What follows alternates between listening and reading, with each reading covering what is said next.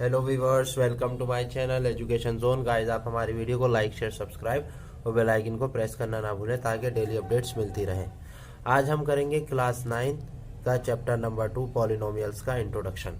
तो सबसे पहले इंट्रोडक्शन कराता हूं मैं ताकि आप आगे के क्वेश्चन अच्छे से समझ पाए।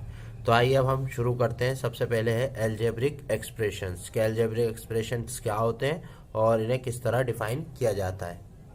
साथियों, तो मैंने ये इसकी जो है डेफिनेशन उतार दी है कि एल्जेब्रिक एक्सप्रेशंस होते क्या हैं। Any expressions containing constant variable and the operation like addition subtraction ETC is called algebraic expressions. कि भाई वो नंबर जिनके साथ जो है कांस्टेंट भी हो और वेरिएबल भी हो, कांस्टेंट भी हो और वेरिएबल भी हो। भाई कांस्टेंट क्या है, 5 है, और वेरिएबल क्या है, एक्स। तो कांस्टेंट भी है, इसमें वेरिएबल भी है, तो ये क्या कहलाएगा, एल्जेब्रिक एक्सप्रेशन। साथ में जो कांस्टेंट है वो रेशनल नंबर में होना चाहिए। ठीक है, तो भाई किसी भी नीचे नंबर्स के जो है कांस्टेंट के नीचे 1 ही होता है, तो ये रेशनल में ही माना जाएगा। इसी तरह यहाँ पे ये भी है, आप देख सकते हैं 2x - 3, तो ये भी जो है एल्जेब्रिक एक्सप्रेशंस में ही है। इसके बाद 5x 1/2, ये भी रेशनल में है 1/2। इसके बाद है 5x √2, तो √2 जो है रेशनल नंबर नहीं होता, तो इस कंडीशन में हम इसे कह सकते हैं कि ये एल्जेब्रिक एक्सप्रेशन नहीं है, रेशनल भी होना चाहिए। इस चीज़ का आपको ध्यान रखना है। इसके बाद आते हैं पॉलिनोमियल्स, कि भाई पॉलिनोमियल्स होते क्या है। तो अब यहाँ पे हमने उतारा है पॉलिनोमियल्स किसे कहते हैं। तो यहाँ पे कह रहा है the expression which contains one or more terms which non zero coefficient is called a polynomial. एक तो इसकी डेफिनेशन ये हो गई कि भाई वो नंबर जिसकी जो टर्म्स है एक और एक से ज़्यादा और नॉन जीरो हो, मतलब जीरो ना हो। तो डेफिनेशन तो इसकी ये हो गई कि भाई ये जो है इसके अंदर टर्म्स के अंदर नॉन जीरो होना चाहिए, कांस्टेंट होना चाहिए, 1 टर्म्स और मोर, और non zero coefficient is called the polynomial.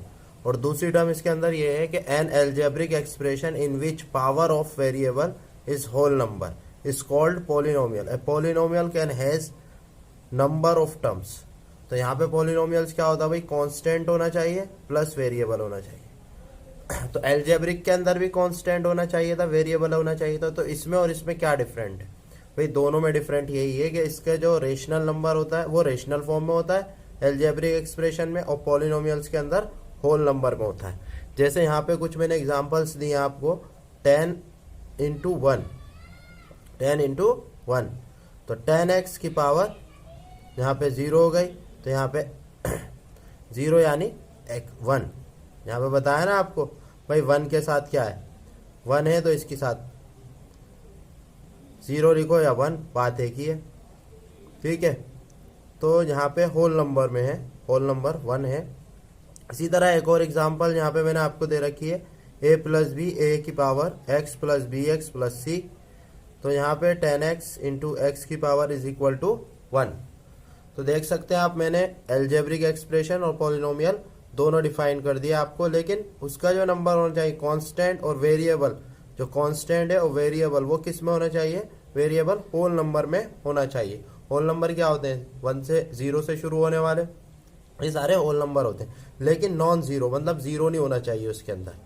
अब इसके बारे में मैं आगे आपको बताऊंगा। अब हम पढ़ेंगे टर्म्स, कोफिशिएंट्स, ये दोनों चीज़ें क्या होती हैं।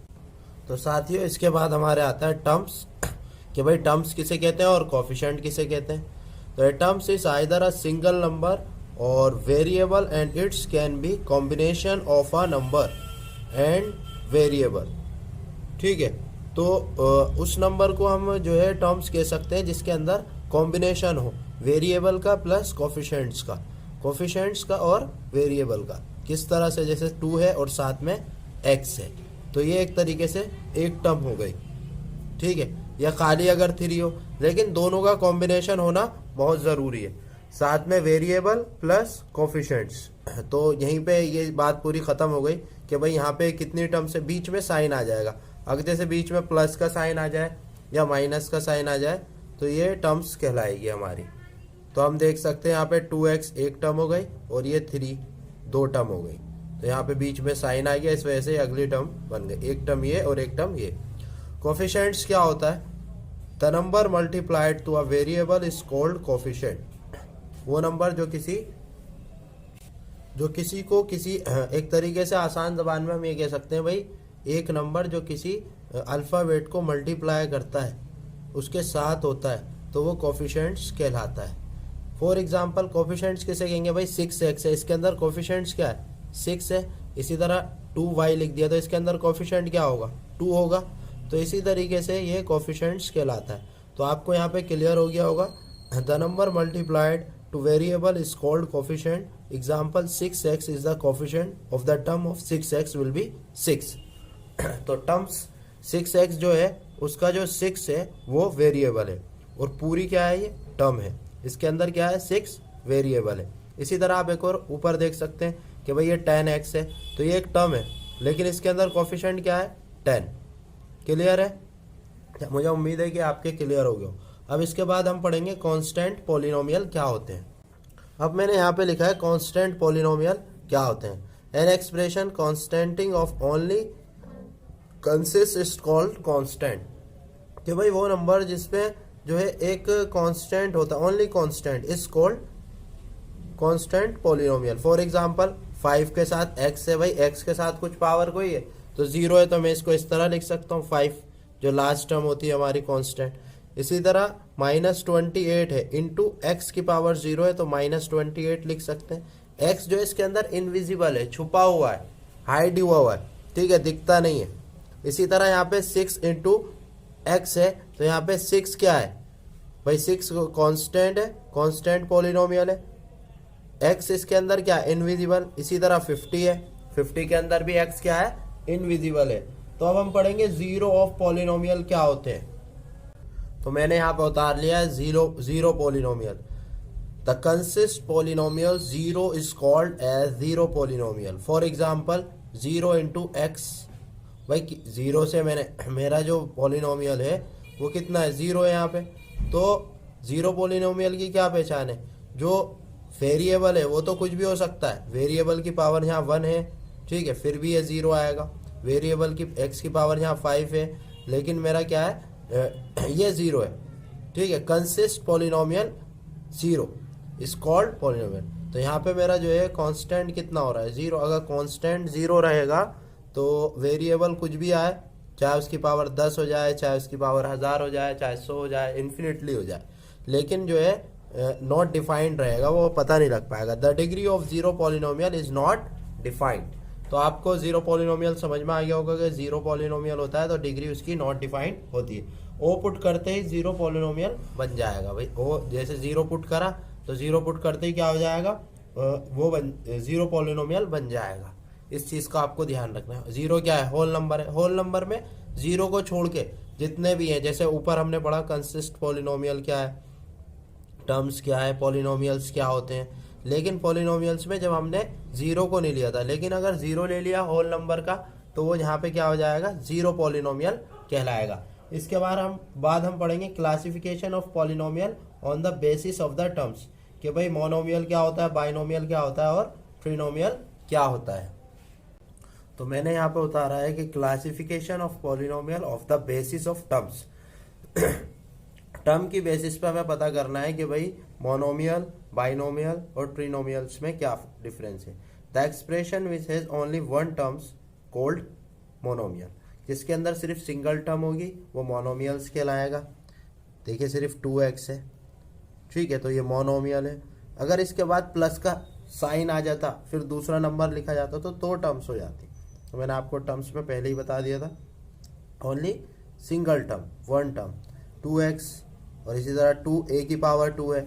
बाइनोमियल होता है the expression which has only 2 terms, जिसके अंदर 2 टर्म्स हो, 2 टर्म्स होंगी तो वो क्या कहलाएगा, बाइनोमियल। इसका आसान तरीका याद करने का ये भी है भाई, a के बाद b कौन से नंबर पे आता है, दूसरे नंबर पे आता है, तो जिसके अंदर 2 टर्म्स होंगी वो बाइनोमियल होगा। जैसे x की पावर 2 प्लस 10x, तो यहाँ पे ये 1 टर्म और ये 2 टर्म, तो 2 टर्म हो गई तो बाइनोमियल हो गया। इसी तरह यहाँ पे 7x की पावर 2 प्लस x, तो 1 टर्म और 1 टर्म, ये तो 2 टर्म्स हो गई तो ये बाइनोमियल हो गया। अगर इसमें साथ में 1 टर्म हो जाती है और ट्रिनोमियल, ट्री किससे मिलता जुलता है, 3 से मिलता जुलता है, तो ये ट्रिक होती है याद करने की। The expression which has terms which has 3 terms, which has 3 terms, जिसके अंदर 3 टर्म्स होंगी वो जो है ट्रिनोमियल होता है। कि भाई मोनोमियल क्या होगा, जिसके अंदर 2 टर्म्स होंगी वो मोनोमियल होगा, जिसके सिंगल टर्म होगी वो मोनोमियल, जिसके अंदर 2 टर्म्स होंगी वो बाइनोमियल, और जिसके अंदर 3 टर्म्स होंगी यानी 3 टर्म्स वो होगा ट्रिनोमियल। देखिए 7x की पावर 2, यहाँ पे 1 टर्म प्लस का साइन लगते ही 1 टर्म ये हो गई, फिर x की पावर 1, फिर ये 2 टर्म हो गई, फिर x 7x, तो 3 टर्म्स यहाँ पे हो गई। तो इसके बाद आया डिग्री ऑफ पॉलिनोमियल्स क्या होता है, इसको भी मैं लिख देता हूँ ताकि आपके ये भी क्लियर हो जाए। अब यहाँ पे डिग्री ऑफ पॉलिनोमियल क्या होता है, the highest power of the variable is a polynomial is called a degree of the polynomial. कि भाई वो जो हाईएस्ट पावर होती है लगी हुई किसी वेरिएबल पे, वही उसकी डिग्री होती है। जैसे यहाँ पे एक पूरा ये दे रखा है ट्रिनोमियल बना रखा है, x की पावर 5 प्लस x की पावर 3 प्लस 7x की पावर 2। तो यहाँ पे सबसे बड़ी पावर कौन सी है, 5, तो डिग्री कितनी होगा इसकी 5। इसी तरह पीछे के क्वेश्चन भी देख लेते हैं, उसके अंदर आपको पता लग जाएगा भाई किसकी क्या पावर है। तो यहाँ पे आप देख सकते हैं ये वाला क्वेश्चन, एक मिनट, जैसा कि आप देख सकते हैं यहाँ पे इसी तरह से और भी एग्जाम्पल्स हो सकती हैं, आप लिख सकते हैं। जैसे मैं एग्जाम्पल लिख देता हूँ, 2x की पावर 2 प्लस x की पावर 3 प्लस 7। तो यहाँ पे सबसे बड़ी पावर कौन सी है, 3, तो इसकी डिग्री कितनी हो जाएगी 3। तो यही हमारा सॉल्यूशन करने का तरीका है, यही डिग्री ऑफ पॉलिनोमियल कहलाती है। ये एग्जाम में आ जाता है भाई डिग्री पता करिए, तो आपको इस तरह पता करनी है, उसमें चेक करना है सबसे हाईएस्ट पावर किसकी है, वही उसकी डिग्री होगी। इसके बाद आएगा classification of polynomial on the basis of degree. तो साथियों मैंने यहाँ पे उतार दिया classification of polynomial of the basis of degree. भाई डिग्री की बेसिस पे हम यहाँ पे क्लासिफाई करेंगे। लीनियर पॉलिनोमियल क्या होते हैं, a polynomial of degree 1 is called linear polynomial. कि भाई जिसकी हाईएस्ट डिग्री जो है 1 होगी तो वो लीनियर पॉलिनोमियल होगा। जैसे 2x है, भाई x से है खाली तो इसके ऊपर डिग्री कितनी होती है 1, तो 2x, ये भी एक लीनियर पॉलिनोमियल है। 2x 1 माइनस 7x, इसके साथ क्या है 0, लेकिन हाईएस्ट क्या है 1, तो ये लीनियर पॉलिनोमियल कहलाएगा। 3x की पावर 1 माइनस 5x 0, तो 5 है यानी खाली, इसका मतलब क्या होता है 5x 0 का, भाई माइनस 5 है खाली, तो यहाँ पे हाईएस्ट कितनी है 1, तो ये लीनियर पॉलिनोमियल होगा। क्वाड्रेटिक पॉलिनोमियल्स क्या होता है, polynomial having the highest degree of 2 is called quadratic polynomial.